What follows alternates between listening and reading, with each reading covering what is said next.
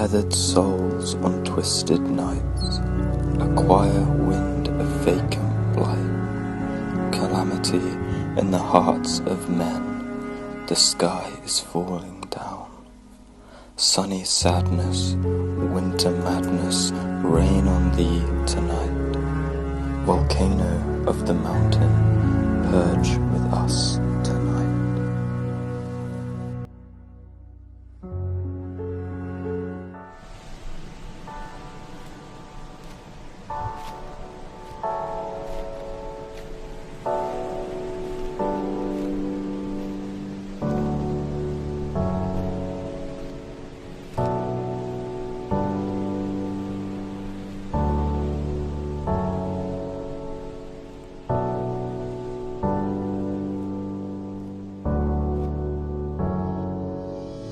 Perth has been hit by a once-in-a-century weather event. The extreme heat is gripping other parts of the country, with Sydney today breaking its hottest summer on record. 17 records tumbled. Perth also set a cold weather record. Yesterday was the coolest February day since records began. Never seen it ever like this before. South Australia has been rattled by yet another earthquake. It follows two other tremors of similar magnitude. And so storm after storm after storm has been moving into California. Dude, this is so gnarly. Heavy downpours. Well, what is causing this unusual winter pattern, Jeff? 2 cars were swallowed up by a massive sinkhole. I've never seen anything like this before. So no one knows exactly for sure. There's always natural variability, but this has been an unusual winter. It's been dubbed Lucifer. Maybe once in every 10-year event. Change, complexity of change. This is happening. This is real. This is happening right now. And so much of the behavior that I see is globalized behavior. It's not just behavior in any one part of the world. We have to let go of that arrogance and embrace the tolerance of true globalization. Last month was the 3rd warmest January on record. And this is the first time in the history of the record that 3 years in a row were successfully each hotter than the previous. The USGS says the 2016 El Nino generated the highest sea levels and the largest wave energy they've ever recorded. Coastal erosion is at historic levels. Sea level rise is accelerating. It's going to accelerate even faster than it already has. It doesn't look anything like it has in the past, but this is very unusual.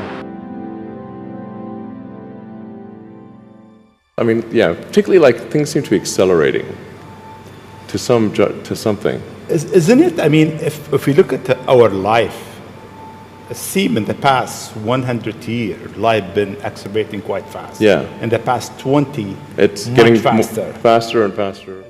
Pakistan has faced attacks 4 days in a row this past week. A provocative move from North Korea overnight. This comes after South Korea said the North fired a projectile into the water near Japan. But from around 2011, we have seen a spike in the numbers of deadly conflicts. Police brutality has once again created waves of unrest in France. The rise of uncertainty, we see it in the US, we see it in Brexit, we see it around the world.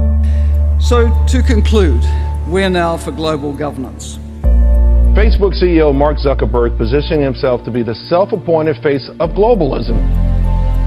The social media giant penning a near 6,000 word manifesto rather.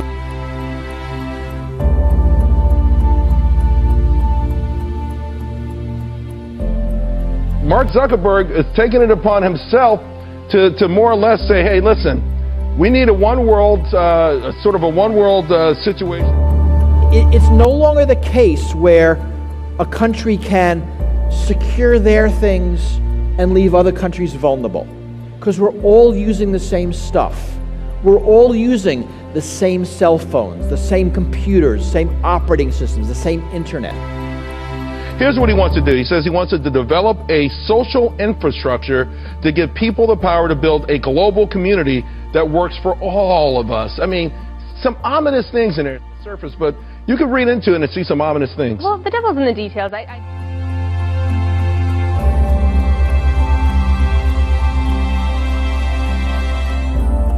But technology This is ubiquitous, and the pace of change is so rapid.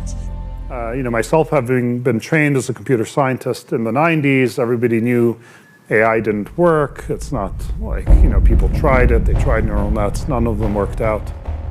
And fast forward a few years, and now brain probably... The story is the destructive Tennessee wildfires. Dramatic cell phone video shows a desperate drive to escape here. Sparks and flames shoot across the roadway. Cabins can be seen burning in the woods nearby. Tourists were trapped inside a hotel in Gatlinburg as flames burned just outside. Strong winds drove the fires from the Great Smoky Mountains National Park into nearby towns. Dollywood, the Dolly Parton theme park, is threatened. Danny Roberti of our Knoxville affiliate WVLT is at a sports complex in Gatlinburg where hundreds of people are stranded. Danny, good morning. Good morning. This Red Cross shelter right here is one of just many locations where residents are staying the night after fleeing their homes due to these fast-moving wildfires right here in Gatlinburg. Now, 600 are registered here.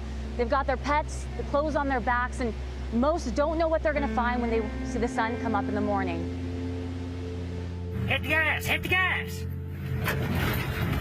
Cell phone video shows flames surrounding a driver evacuating the area of Gatlinburg, Tennessee, late Monday night. God. Fire threatened to block off the only road to safety. Go, go, go, go, go, go. At one point, sparks flew over the windshield. Almost every cabin in Chalet Village is burned to the freaking ground. The driver says he was able to escape. It is unclear if everyone was as lucky. Yes. Flames closed in on the Park Vista Hotel in downtown Gatlinburg. People trapped inside recorded video on their cell phones as the fire burned. The lights flickered on and off in the smoke-filled lobby where guests were forced to wear masks. Logan Baker was inside. So they're keeping us in here for now, but the smoke is really bad in here. At one point, at least 30 structures in Gatlinburg were burning. The Mountain Lodge, a roadside restaurant, was destroyed. Oh my God, it's so hot. High winds caused the Chimney 2 fire, which began in the Smoky Mountains last week, to descend on surrounding towns. Drivers captured the fires cascading down the mountain as they were forced to evacuate. Earlier in the day, smoke blanketed Gatlinburg in an ominous cloud. We're dealing with some very difficult situations here in Gatlinburg, that if you are a person that prays, we could use your prayers. We're going to begin with the severe weather that slammed the Carolinas overnight. It is the latest in a series of violent storms ripping through the South. Heavy wind brought down trees, snapped power lines, and closed roads in South Carolina. This dramatic time-lapse video shows the storm moving through the Atlanta area. Video captured one of several water spouts that touched down off northwest Florida. In just over a day, more than a dozen confirmed tornadoes hit Louisiana, Mississippi, Tennessee, and Alabama.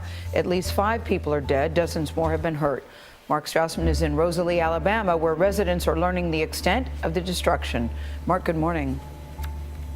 Good morning. You can take a look at this and see why this community is in storm shock after the EF2 tornado came barreling through here with winds up to 135 miles an hour. 20 buildings, including a Baptist church and a shopping plaza, lie in piles of rubble just like this.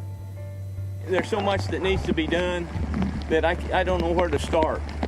Connor Hughes, like many here in Jackson County, has returned to what's left of his home. He's struggling to scrape up the essentials of life. I'm just trying to collate some bowls and stuff so I can get something to drink. Hundreds of structures were leveled and thousands of people are without power. Jim Smith lost his business when the twister hit. My business is gone. It's no big deal. I'll get it all together and restart. It's coming right at us. Look at this. You can see the path of destruction and ruin.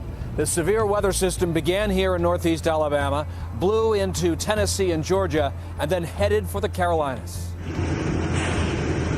100 miles north in Tennessee, the town of Athens is recovering from extensive property damage. We are extremely fortunate that we have not had a fatality at this point. I think that's something that we're very blessed to be able to say, considering the massive amount of damage. The county's mayor became emotional, sharing the story of a family who escaped the worst. In one of our hardest hit areas, a new child came into the world. That family's house had been destroyed, and they made it to the hospital and gave birth this morning. So we had 20 injured and 1 brand new life.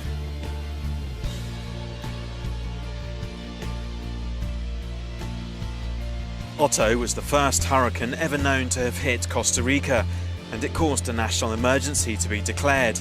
In a tweet, Costa Rica's president said that at least 9 people had been killed and 2,500 evacuated. He declared 3 days of national mourning. At least another 6 people are also known to be missing. Otto battered the country with high winds and torrential rain after it arrived on Thursday morning. Severe weather caused by Otto killed 4 people in Panama earlier in the week. Now an extensive cleanup operation is underway, and among the debris, 1 dog was rescued. After leaving Costa Rica, Otto weakened into a tropical storm. Little more than 2 weeks after Italian scientists warned climate change had put much of the country at risk of flooding, parts of the northwest have been inundated by heavy rain. Torrential downpours caused the Piedmont region's Tanaro River to burst its banks, prompting local officials to ask the government to declare a state of emergency. 2 days of continual rain has had a similar impact on Turin, where the Po River also flooded. The region of Liguria has been hit hard and a red alert warning for bad weather issued. Meteorologists have warned of possible gale-force winds sweeping in over the coast. In Ventimiglia, near the border with France, 5 migrants were reportedly swept away after a swell hit the bridge they were living under. 4 were saved, but a Nigerian man is still missing, presumed drowned.